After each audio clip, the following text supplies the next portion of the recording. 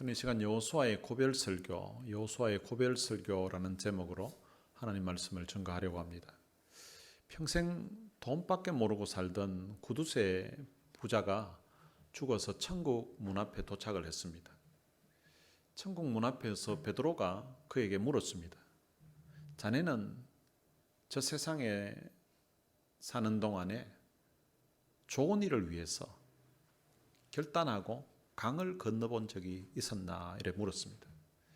이 강을 건넜다는 것은 자기 것을 무엇인가 희생을 하면서 어떤 일을 해본 적이 있는지를 묻는 것이었습니다.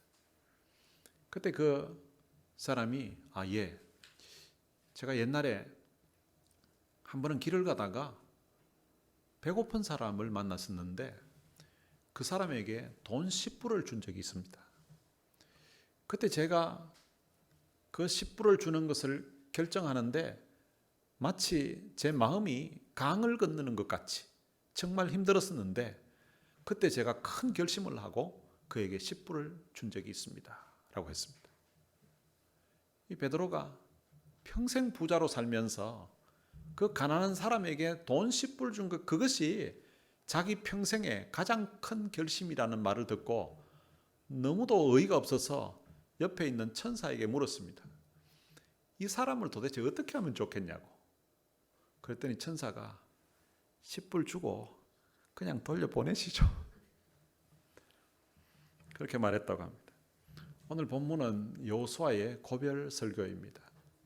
이 여호수아의 고별설교는 그의 생애 마지막에 그가 지금까지 인도했던 그 이스라엘 백성들에게 죽기 전에 하는 설교입니다. 여호수아는 그의 생애 마지막에 모든 이스라엘 백성들을 세겜이라는 곳에 모이게 했습니다. 이 세겜은 아브라함이 처음 하나님의 부르심을 받아서 가나안 땅에 들어와서 그곳에서 처음 하나님께 제단을 쌓고 하나님께 예배를 드렸던 장소입니다. 그렇게 하나님 앞에 예배를 드렸더니 하나님께서 아브라함에게 이 땅을 내 자손에게 주겠다고 약속하신 곳, 그것이 바로 이 세겜입니다. 그리고 이 세겜은 그들의 조상 야곱이 외삼촌 라반의 집에 갔다가 돌아오는 길에 베델로 돌아오지 아니하고 중간에 이제 세겜에서 머물렀는데 그 세겜에서 딸 디나가 강간을 당하고 그리고 야곱의 아들들이 세겜에 있는 남자들을 죽이는 그런 엄청난 비극적인 사건이 일어난 상황에서 야곱이 이 일을 도대체 어떻게 해야 되나 고민하고 있을 때에 하나님이 나타나셔서 베델로 올라가라고 하셨습니다. 그때 이제 베델로 올라가기 전에 자기와 함께한 그 모든 사람들에게 야곱이 지금까지 섬기고 있던 그런 모든 이방 신상들을 다 가지고 오라고 해서 상수리 나무 아래에 묻었었는데 그 묻었던 곳이 바로 이 세겜 땅이에요. 그러니까 역사적으로 아주 의미가 깊은 그 장소에 여호수아는 이스라엘 백성들을 불러놓고 자기 생애 마지막으로 이스라엘의 역사 가운데 베풀어 주셨던 그 하나님의 은혜를 그 백성들에게 전해주고 지금부터는 여호와만 섬기라고 하면서 결단을 촉구하는 것이 여호수아의 마지막 고별 설교의 내용입니다. 여호수아는 그들의 조상 아브라함의 그 아버지 때로부터 있었던 그 사건을 오늘 본문 2절에서 언급을 합니다. 여호수아가 모든 백성에게 말을 하는데 이스라엘의 하나님 여호와께서 이렇게 말씀하셨다고 하면서 하나님이 하신 그 말씀의 그 내용을 그들에게 전해줍니다. 그 내용은 이렇습니다. 이스라엘의 조상 아브라함의 그 아버지 데라라는 분이 있었는데 그 데라가 강 저쪽에 살면서 하나님이 아닌 다른 신을 섬기면서 살았다는 것입니다. 그런데 하나님께서 이스라엘의 조상 아브라함을 강 저쪽에서 이끌어내어서 이 가나안 땅에 지금 자기들이 살고 있는 이 땅에 살게 하셨다는 것입니다. 하나님 편에서 보면 강 저쪽에 살고 있었던 그 아브라함을 하나님이 이끌어내어서 이 가나안 땅에 살게 하신 거예요. 근데 이제 아브라함 편에서 보면 하나님이 부르실 때에 자기가 결단을 하고 강을 건너기로 이제 마음을 먹고 하나님을 바라보면서 강을 건너서 이 가나안 땅에 온 것입니다. 아브라함의 믿음의 그 여정은 하나님께서 그를 찾아오셔서 그를 부르심에 거기에 하나님과 동행함으로 하나님을 믿고 출발한 그것이 믿음의 여정의 시작이었습니다. 우리들도 인생을 살다가 이 믿음의 여정에 믿음의 길에 이제 들었을 때가 있습니다. 어떤 사람은 태어나 보니까 부모님이 예수를 믿어서 교회에 가니까 그냥 자연스럽게 교회를 다닌 그런 분도 있고, 또 어떤 분들은 어떻게 지내다가 지인들 통해서, 어떤 사람은 친구를 통해서, 어떤 사람은 이웃을 통해서 누가 같이 교회 가자고 해가지고 교회 갔다가 신앙생활이 출발되는 그런 사람도 있고, 또 어떤 사람은 우연한 계기로 어떤 분을 알게 되었는데 교회 오라고 해서 그렇게 한번 갔다가 이제 하나님을 믿게 되고, 그래서 이제 신앙의 여정에 서게 되는 그런 사람들이 있습니다.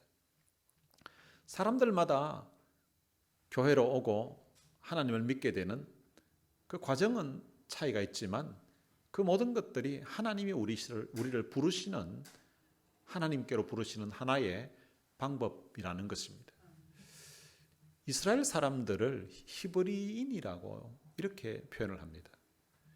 히브리라는 뜻이 무엇인가 하면 강을 건넜다는 뜻입니다. 그러니까 히브리인은 강을 건너온 사람들이라는 그런 뜻입니다.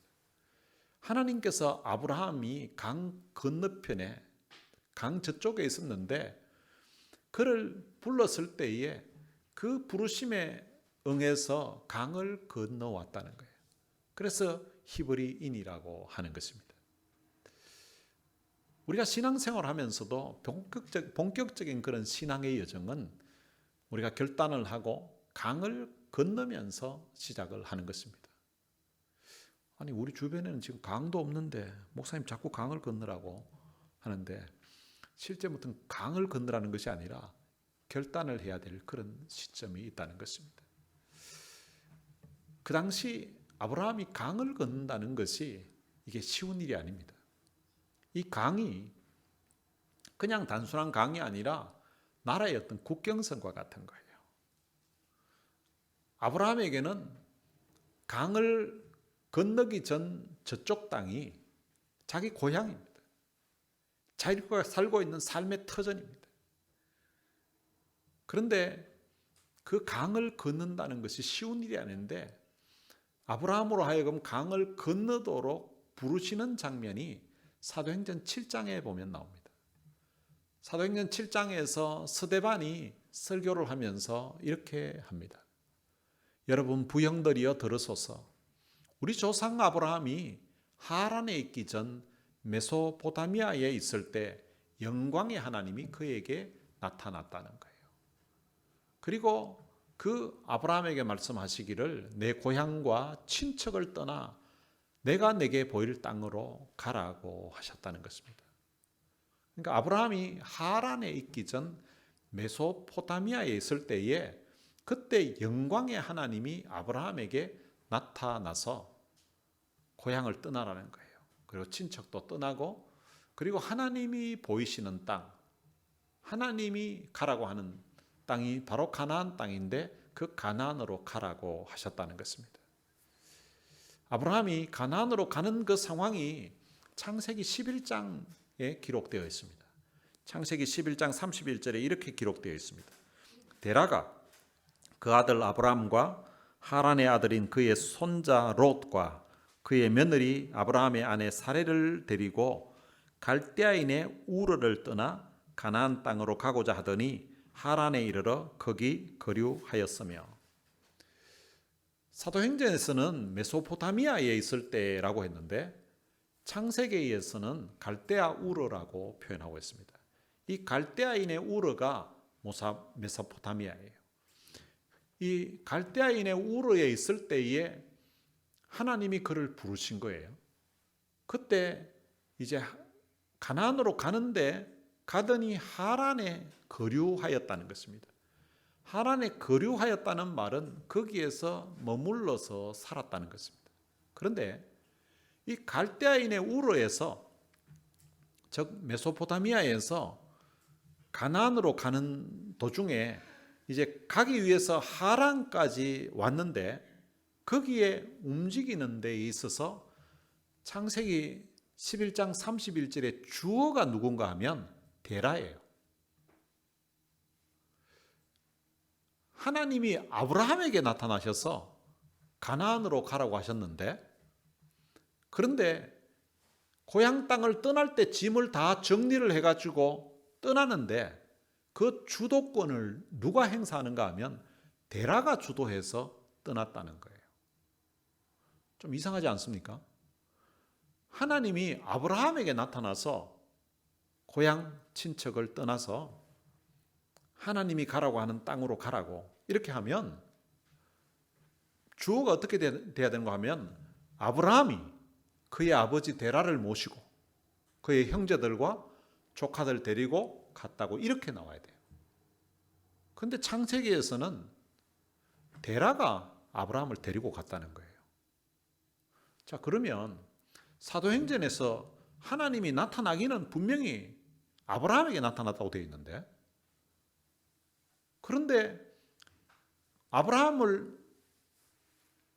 주도해서 움직인 것이 아니라 아브라함의 아버지 데라가 움직였다는 거예요. 이런 경우에는 우리가 생각을 해볼 수 있습니다. 추론을 해보는 거죠.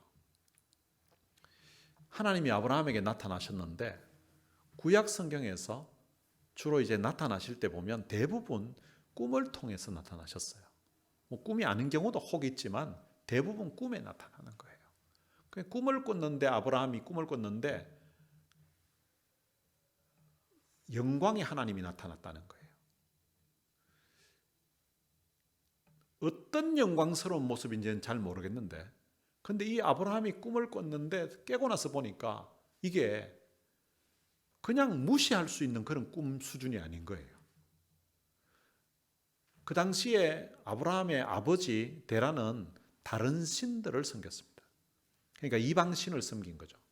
그런 신을 섬기는 사람들은 그 당시에 꿈을 꿨다든지 뭔가 이렇게 환상이 보이고 이러면은 이게 신의 계시로, 신이 자기에게 주는 명령으로 받아들이는 거예요.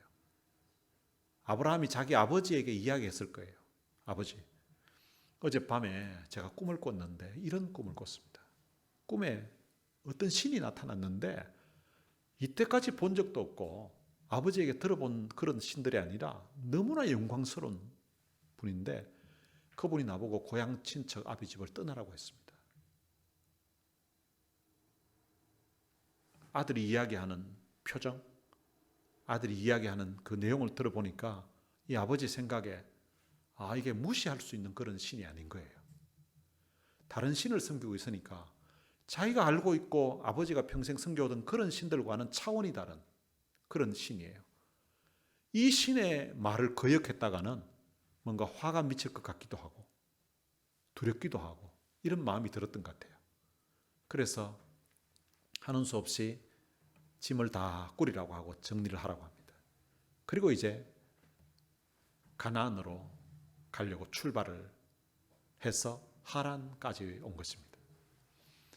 이 데라는 갈대아인의 우르는 떠났지만 가는 도중에, 가나안으로 가는 도중에 하란에 머물렀는데, 그런데 이 가나안까지 가려고 하는 그런 마음이 없었던 거예요. 왜 없었을까? 제가 생각하기에는 하나님이 데라에게 나타나셨으면 자기가 직접 본 거잖아요. 자기가 들은 거고. 그러면 강을 건널 수도 있었을 것 같은데, 그런데 이 아들에게 나타나가지고 아들이 하는 이야기를 들은 거예요. 그래서 이걸 무시할 수도 없고 그냥 있자니 불안하고 그래서 출발을 하긴 했는데, 그런데 갈대아 우르에서 하란까지는 왔는데 하란에서 가나안으로 가려고 하면 유프라테스라는 강을 건너야 되는데 그 강을 건너지 못하는 거예요. 이 하란이 자기가 살고 있는 지역에 마치 국경선과 같은 그 도시예요. 아브라함은 가나안으로 사실을 가려고 했는데 그의 아버지가 출발할 생각을 안 하는 거예요. 계속 하란에 머물러 있는 거예요. 그러니까 이 아브라함이 하란을 떠나지를 못합니다. 아브라함은 그의 아버지 데라가 죽고 난 이후에 그 하란을 떠나게 됩니다. 그 하란에서 데라가 죽었습니다. 그리고 난 다음에 하나님이 다시 아브라함에게 나타나셨습니다. 하나님이 다시 나타나서 하신 말씀이 창세기 12장 1절에 기록되어 있습니다. 너는 너의 고향과 친척과 아버지의 집을 떠나 내가 내게 보여줄 땅으로 가라. 이 말씀은 갈대아 우르에서 하신 말씀과 동일한 말씀이에요. 사도행전에 나오는 메소포타미아에 있을 때에 그때 영광의 하나님이 아브라함에게 나타나셔서 하신 그 말씀과 동일한 말씀입니다. 하나님께서 아브라함에게 갈대아 우르에서 그 고향을 떠나라고 하셨는데, 그런데 이 아브라함이 갈대아 우르 땅은 떠났지만 가나안에까지 간 것이 아니라 하란에서 자리를 잡고 살았던 거예요. 하란은 갈대아 우르는 아니지만 여전히 아브라함에게는 고향 땅에 속하는 지역입니다. 우리로 치면 하나님이 어느 날 우리에게 야, 미국에 있지 말고 멕시코로 내려가라고. 그렇게 해서 우리가 지금 이곳에 LA 카운티, 오렌지 카운티에 살다가 하나님이 가라고 하니까 가긴 출발을 했는데 이제 멕시코 국경이 있는 샌디에고에 도착해가지고 거기에서 넘어가려고 하니까 이제 좀 걸리는 게 많은 거예요. 불안한 거예요. 이 땅을 넘어도 될까 말까 고민을 하는 거예요. 한국으로 생각하면 한국에서 서울에 살고 있는 사람에게 중국 땅으로 가라는 거예요. 그래서 중국 땅으로 가는데 지금 남한 북한 이게 없다고 생각하고 그냥 저 평양주까지 신의주까지 도착한 거예요. 압록강변까지 이제 도착을 했는데 그 강을 건너려고 하니까 나라가 다른 거예요. 건너지 못하고 있는 그 도시, 그것이 바로 이 하란입니다. 이 아브라함에게 있어서 하나님의 말씀에 순종하지 못하도록 발목을 잡는 존재가 두 개가 있는데 하나는 아버지 데라였습니다. 또 하나는 하란이라는 땅이었습니다. 하나님에게 헌신하도록 하나님의 말씀에 순종하도록 더 이상 나아가지 못하도록 발목을 잡고 있는 거예요. 여러분의 인생에 있어서 하나님께 더 나아가지 못하도록 하나님께 더 헌신하지 못하도록 발목을 잡고 있는 혹시 데라와 같은 존재, 하란과 같은 그런 존재가 있습니까? 주일날 교회 가려고 하면 톡 전화가 와가지고 친구가 야, 오늘 좀 만나자고 한다든지 자꾸 뭐 이제 보잔다든지 주일날 또 하필 손님이 찾아온다든지 하는 교회 가는 데에 신앙생활하는데 방해하는 그런 사람이 있을 수가 있고요. 때로는 내가 신앙생활하는데 뭔가 더 이상 성장하지 못하도록 막고 있는 그런 일, 그런 사건이 있을 수가 있습니다. 어떤 사람에게는 과거의 상처가, 과거의 어떤 아픔이 더 이상 신앙생활이 성장하지 못하도록 묶어놓는 그런 것이 될 수가 있고, 또 어떤 사람에게는 끊지 못하는 습관이 이걸 끊어야 되는데 신앙생활하면서 끊지 못하고 있는 그런 어떤 습관들이 더 이상 신앙이 성장하지 못하도록 막는 그런 요인이 될 수가 있습니다. 또 어떤 때는 뭐 이만하면 됐지, 이렇게 이 정도 신앙생활하면 됐지 하고 생각하는 그런 안주하는 그런 마음이 우리가 더 하나님 앞에 믿음으로 서지 못하도록 발목을 잡는 것과 같은 그런 역할을 하게 되기도 합니다. 데라가 죽은 후에 아브라함은 하란을 떠나 가나안으로 가게 됩니다. 하란에서 가나안으로 가려고 하면 이 강을 건너야 되는데요. 아브라함은 하나님의 부르심을 받았지만 그 유프라테스 강을 건너지 못하고 머뭇거리고 있을 때에 하나님이 창세기 12장에서 나타나셔서 그에게 이런 말씀을 하십니다. 내가 너로 큰 민족을 이루게 해주겠다고. 그리고 내 이름을 창대하게 해주겠다고. 그리고 내가 복이 되게 해주겠다고 약속하셨습니다. 아브라함의 입장에서 보면 이 강을 건너기가 쉽지 않습니다. 왜냐하면 그 이유는 자기가 살고 있던 익숙한 땅을 떠나는 일이기 때문에 그렇습니다. 한 번도 가본 적이 없는 그 땅을 밟는 일이, 강을 건너는 그 일이 쉽지 않습니다. 그 당시 사회에서는 자기가 살고 있는 그 영토에서 떠나서 다른 나라에 가는 것은 어쩌면 목숨을 잃을 수도 있는 그런 위험한 일이기도 했습니다. 하나님의 부르심을 받아서 하나님의 말씀에 순종해서 그 강을 건너려고 하면 자기를 부르시는 그 하나님을 신뢰할 수 있어야만 합니다.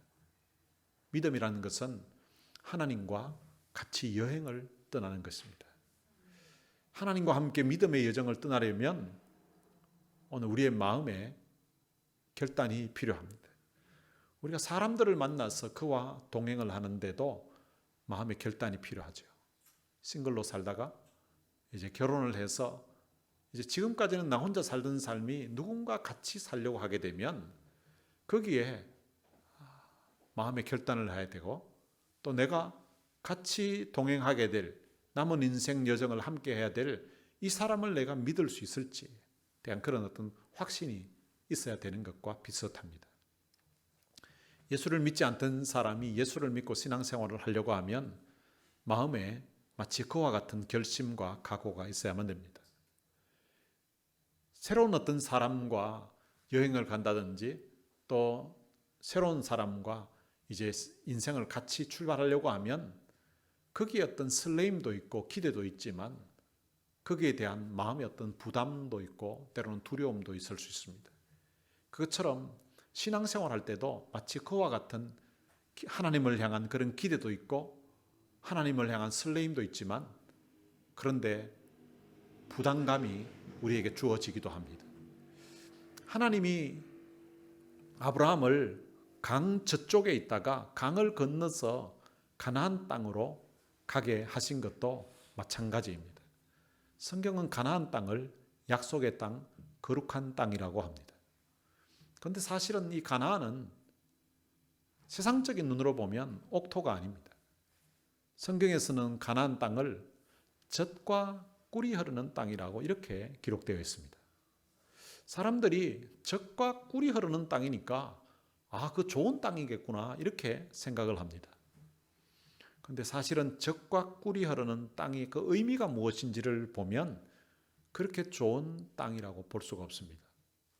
젖은 땅에서 바로 나지 않습니다. 젖은 소나 양에게서 젖이 납니다. 그 땅에 젖이 있다는 말은 소나 양이 있다는 그런 뜻입니다. 그 당시에 주로 소와 양은 주로 산지에서 많이 살았다고 합니다. 젖이 있다는 말은 그 땅이 산지라는 그런 의미입니다. 그리고 꿀은 어디에서 나는가 하면 꿀은 주로 골짜기에서 난다고 합니다. 그러니까 젖과 꿀이 흐르는 땅이라는 말은 그 가나안 땅이 산지와 골짜기라는 그런 뜻입니다. 그러니까 이 가나안 땅은 세상적인 눈으로 보면 옥토가 아니라 박토라고 할 수 있습니다. 세상적인 눈으로 보았을 때 정말 좋은 땅은 어느 땅인가 하면 애굽 땅입니다. 이 애굽 땅이 아브라함이 살았던 갈대아 우르 땅과 비슷하다고 볼 수 있습니다. 왜냐하면 사도행전에서는 이 아브라함의 고향을 메소포타미아라고 그렇게 기록되어 있습니다. 여러분들이 혹시 제 기억으로는 중학교 다닐 때 아마 배웠던 것 같아요. 인류의 4대 문명에 대해서 들은 적이 있을 거고 인류의 4대 문명의 발생지에 대해서 들은 기억이 있을 것입니다. 그 중에 하나가 메소포타미아입니다. 그리고 또 다른 하나가 이집트예요. 그리고 인더스, 그리고 황하, 이렇게 4개가 인류의 4대 문명의 발생지입니다. 이 발생지들 4곳에 공통점이 있는데 그 지역마다 다 큰 강이 있었다는 거예요. 이집트에는 나일강이 있었고 메소포타미아에는 이 유프라테스 강과 티그리스 강이 있었습니다. 거의 애굽과 비슷한 땅이 바로 이 아브라함의 고향이었던 갈대아 우르 땅이라고 메소포타미아라고 보시면 됩니다. 이 애굽의 고센 땅은 세상적으로 볼 때에 정말 좋은 땅이었습니다. 그래서 가나안 땅은 애굽 땅과 같지 않았다고 성경은 말하고 있습니다. 성경 신명기 11장 10절에 보면 내가 들어가 차지하려는 땅은 내가 나온 애굽 땅과 같지 아니하다고 이렇게 말하고 있습니다. 어떻게 같지 않은가 하면 거기에서는 너희가 파종한 후에 발로 물대기를 채소밭에 댐과 같이 하였다고 그렇게 말합니다. 이 가나안 땅은 물대기가 굉장히 어렵습니다. 가나안 땅은 물이 별로 없기 때문에 농사 지을 때에 물이 필요한데 그 물이 어디서 와야 되는가 하면 하늘에서 비가 와야 됩니다.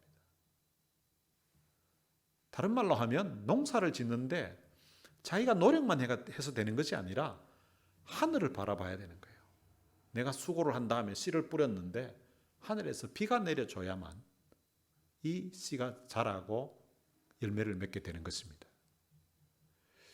성경은 가나안 땅이 하나님만 바라보고 살아야 되는 땅이기 때문에 그 거룩하신 하나님을 바라보는 땅이기에 거룩한 땅이라고 이렇게 말씀하고 있는 것입니다. 가나안 땅은 세상적인 눈으로 보면 아름다운 땅이 아니라 옥토가 아니라 박토라고 할 수 있습니다. 신명기 11장 11절에서는 너희가 건너가서 차지할 땅은 산과 골짜기가 있어서 하늘에서 내리는 비를 흡수하는 땅이라고 이렇게 말합니다. 그 땅이 산과 골짜기라는 거예요. 그럼 살기 좋은 땅은 이게 평지가 돼야 살기가 좋지. 사는 곳이 산지와 골짜기면 이게 생활이 굉장히 불편합니다. 그리고 그 땅은 하늘에서 내리는 비를 흡수하는 땅이라는 거예요. 지금 우리가 살고 있는 이 LA 땅이 원래는 광야고 사막이에요. 그래서 비가 오면 갑자기 비 오면 이게 막 하수가 막 물이 넘치는 것처럼 보이는데 몇 시간만 비가 그치고 몇 시간만 지나면 물이 어디 갔는지 다 없어져요. 이 땅이 비를 흡수하는 땅이에요. 여러분 좋은 땅은 비를 흡수하는 땅이 좋은 땅이 아니에요. 농사 짓는데. 좋은 땅은 땅에서 물이 나와야 되는 땅이에요. 그런데 놀라운 사실은 그 땅 자체는 좋은 땅이 아닌데 가나안 땅이 그 땅은 하나님께서 돌봐주시는 땅이라는 거예요. 신명기 11장 12절에 보면 내 하나님 여호와께서 돌봐주시는 땅이라 연초부터 연말까지 내 하나님 여호와의 눈이 항상 그 위에 있느니라. 가나안 땅이 세상적인 눈으로 보면 이게 좋은 땅이 아닌데 그런데 그 땅이 좋은 이유가 있는데 하나님께서 돌보아 주시는 땅이라는 거예요. 그것도 연초부터 연말까지 여호와의 눈이 항상 그 위에 있으면서 돌보아 주시는 땅이기 때문에 그 땅이 좋은 땅이라고 말씀하고 있습니다. 그래서 이스라엘 백성들이 그 땅에 들어가서 하나님의 말씀에 순종하고 하나님을 사랑하고 마음을 다하고 뜻을 다하여서 하나님을 섬기면 하나님께서 그 땅에 이른 비와 늦은 비를 적당한 때에 내리게 해주겠다는 거예요. 그럼 문을 우리가 열고 들어가는 것도 편할 수도 있지만 여러분 자동문이 더 편합니다. 우리가 입구에 도착하면 문이 자기가 알아서 그냥 열리는 거예요. 그것처럼 하나님의 말씀에 순종하고 하나님을 사랑하면서 섬기면 하나님이 비를 우리가 굳이 물을 대지 않아도 하나님이 적당한 때에 비를 주시겠다고 약속하고 있습니다. 그래서 너희가 곡식과 포도주와 기름을 얻게 될 것이라고 가축을 위하여서 들에 풀이 나게 해주겠고 내가 먹고 배부르게 해주겠다고 하나님이 약속하고 있습니다. 내가 배부르게 먹는다는 말은 만족하게 된다는 것입니다. 가나안 땅은 하나님이 돌봐주시는 땅이기 때문에 좋은 땅이라고 약속하고 있는 것입니다. 하나님을 믿고 강을 건너면 하나님이 돌봐주시겠다는 거예요. 하나님이 책임져 주시겠다는 것입니다. 아브라함이 세상적으로 보면 마치 애굽 땅처럼 그가 메소포타미아라는 그 당시 문명이 가장 발달되어 있던 좋은 땅에 살았던 사람이에요. 창세기에서 그냥 갈대아인의 우르에서 불러냈다고 하니까 어디 저 시골 어디 뭐 산골에 있는 촌동네에서 불러낸 것 같은 그런 느낌이 드는데, 그런데 스데반의 설교에 의하면 그는 메소포타미아에 있을 때에 우리가 학교 다닐 때에 들었던 인류 4대 문명의 발생지 중에 하나였던, 그 당시에는 가장 최고로 발전되어 있던 그 도시에 살고 있었는데 그를 부르셔서 저 산골짜기에 하나님이 가라고 하셨다는 것입니다. 그러면서 강을 건너라고 하니까 아브라함의 입장에서는 이게 건너기가 망설여졌고 아브라함의 아버지는 아예 건널 생각조차 못했던 것입니다. 그런데 그 강을 건너기만 하면 하나님이 복을 주시겠다는 것입니다. 하나님이 책임지고 돌봐주시겠다는 것입니다. 그런데 강을 건너지 않고 하란에 머물러 있으면 이런 하나님의 축복을 맛볼 수가 없다는 것입니다. 강을 건너지 않고 하란에 머물러 있으면 이런 하나님의 은혜를 경험할 수 없게 됩니다. 우리가 며칠이 지나면 새로운 해를 맞이하게 되는데 그 새로운 해는 우리의 발로 물을 대는 그런 애굽 땅이 아닙니다. 우리가 한 번도 걸어보지 못했던 새로운 땅입니다. 그런데 하나님 앞에 믿음으로 결단하고 이 강을 건너게 되면 연초부터 연말까지 한순간도 하나님께서 우리에게서 눈을 떼지 아니하시고 우리를 돌봐주시겠다고 약속하고 있는 것입니다. 우리의 힘으로 우리의 노력으로 발로 물을 대는 것보다 하늘에서 내리는 은혜의 비를 기다리는 것이 더 행복한 삶이라는 것을 말씀해 주고 있습니다. 창세기에 아브라함이 등장하기 전에 그 앞에 어떤 사건이 있는가 하면 바벨탑 사건이 있습니다. 바벨탑 사건으로 인하여서 하나님께서 사람들을 온 세상으로 흩어버리셨습니다. 그리고서는 하나님이 아브라함을 부르신 거예요. 사람들 다 흩어놓고 아브라함을 부르셔서 내가 너와 함께 다시 시작하고 싶다고 하신 거예요. 내가 믿음으로 강을 건너가면 너의 인생을, 아니 너의 후손들을 내가 책임져 주겠다고 약속하신 것입니다.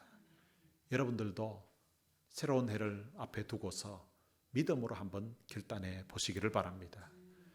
아브라함이 처음부터 믿음의 조상이요 위대한 사람이 된 것이 아닙니다. 믿음이라는 것은 한 번에 갑자기 확 성장하는 것도 아닙니다. 믿음은 전인격적인 것입니다. 아이가 밥 한 끼 실컷 많이 먹었다고 해서 갑자기 어른이 되지 않는 것처럼 믿음도 마찬가지입니다. 가난아이가 조금씩 성장해서 어른으로 성숙하게 되는 것처럼 우리의 믿음도 조금씩 성장해서 우리의 믿음이 성숙해지는 것입니다. 아브라함의 그 믿음의 여정을 보면 아브라함도 많은 실수를 하게 됩니다. 처음에 가나안 땅에 도착했을 때에 그 도착해서 하나님께 예배 드리는 데까지는 좋았는데 그러고 나서 보니까 그 땅이 기근이 너무 많은 거예요. 기근이 많은 것을 보고 생각도 안 하고 그냥 옆에 보니까 애굽 땅에 그 양식이 많다는 거예요. 그래서 애굽 땅으로 그냥 내려갑니다. 내려가려고 보니까 자기 아내가 너무 이쁜 것 같은 거예요. 그래서 아내에게 여보, 혹시 애굽에서 사람들이 우리 둘이 관계 물으면 우리 원래 결혼하기 전에 내가 당신 오빠였잖아. 이게 친척 오빠거든요. 그러니까 누가 물으면 오빠 동생이라고 그렇게 이야기해라. 그러니까 또 이게 예하고 그냥 또 내려가요. 그러니까 거짓말도 하고 속이기도 하고 이렇게 불순종하는 이런 삶을 살았습니다. 그러면서 그의 믿음이 이제 쭉 자라갑니다. 창세기에 보면 하나님이 아브라함에게 한 10번 정도 나타나십니다. 그때마다 하나님이 어떤 분인지를 그 아브라함에게 알려줍니다. 그러면서 그의 믿음이 성장해서 그의 믿음의 절정은 창세기 22장에 나오는데요.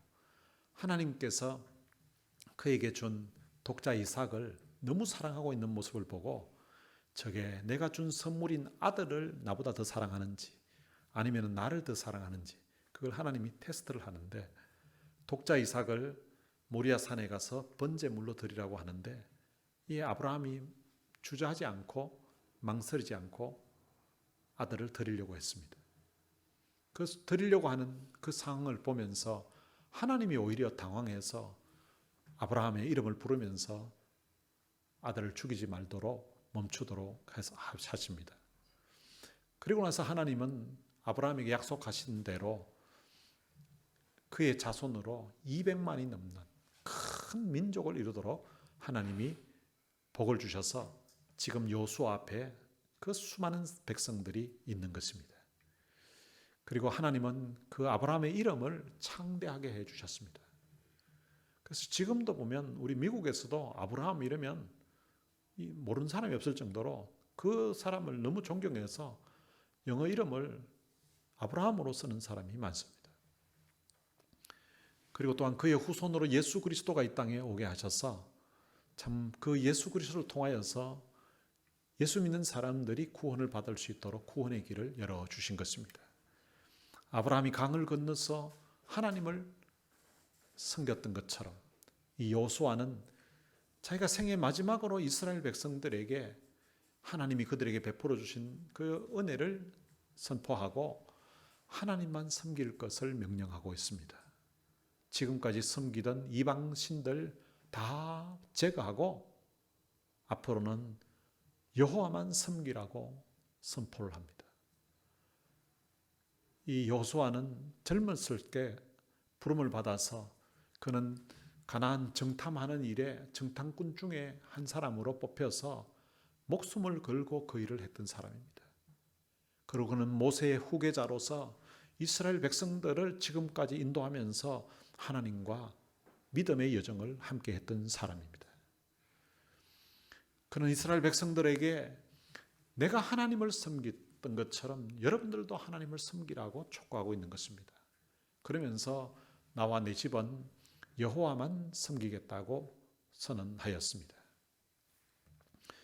여호와 하나님을 선택하고 그 하나님을 섬기면서 살았던 이 여호수아의 삶은 정말로 행복한 삶이었습니다.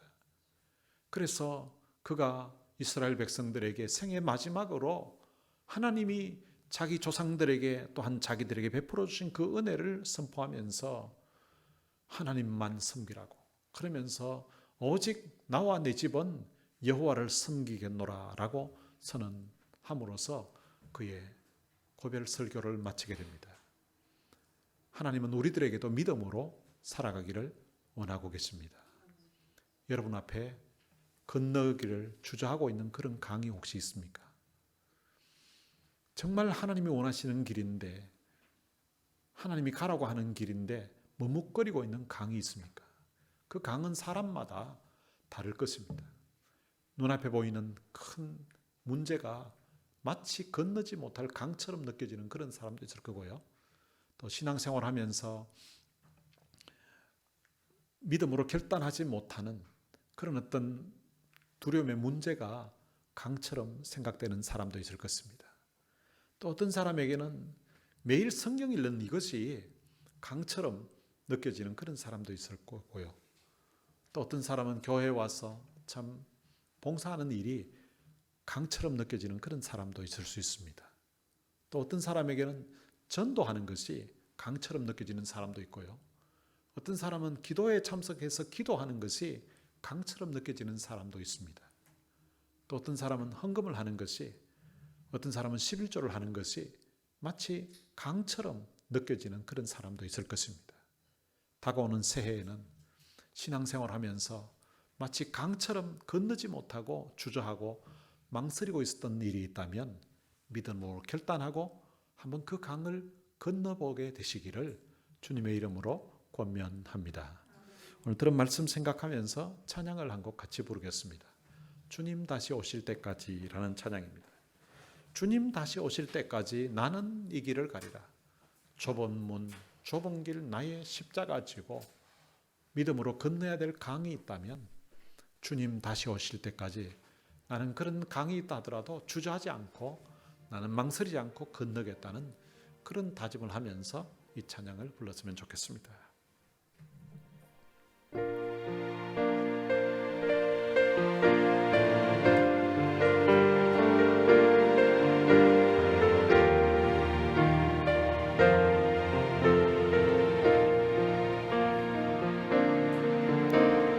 주님 다시 오실 때까지 나는 이 길을 가리라. 좁은 길 나의 십자가 지고 나의 가는 이 길 끝에서 나는 주님을 보리라. 영광의 내 주님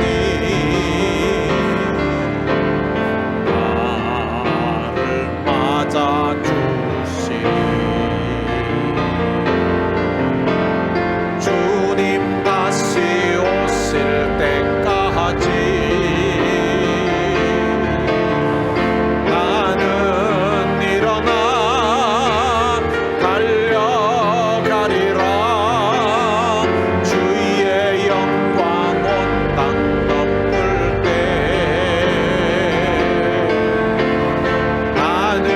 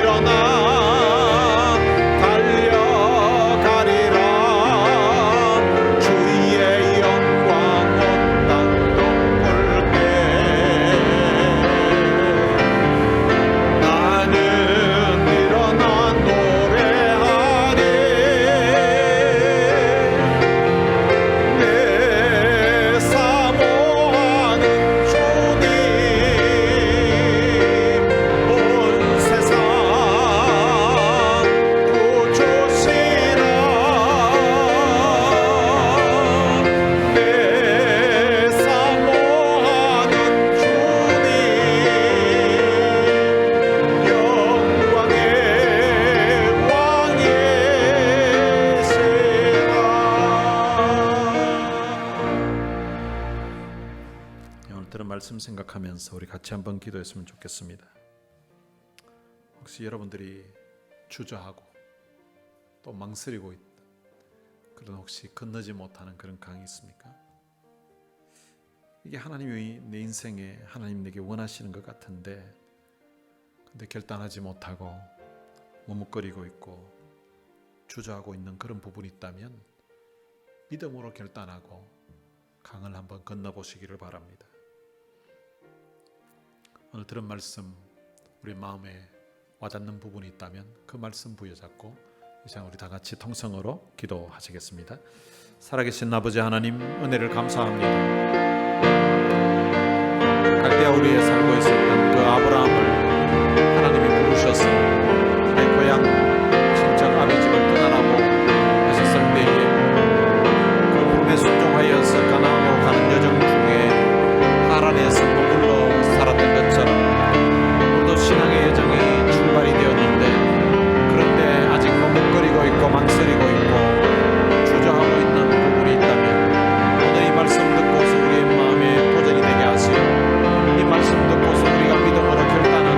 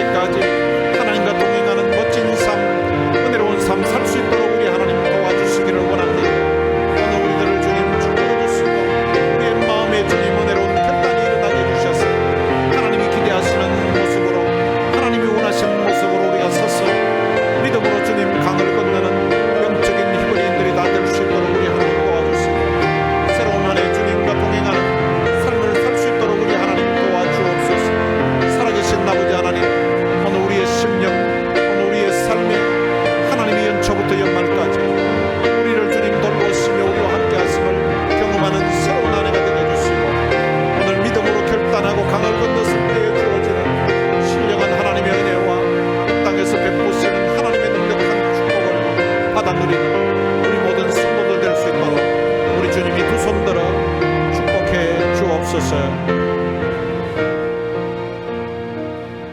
하나님 아버지, 은혜를 감사합니다.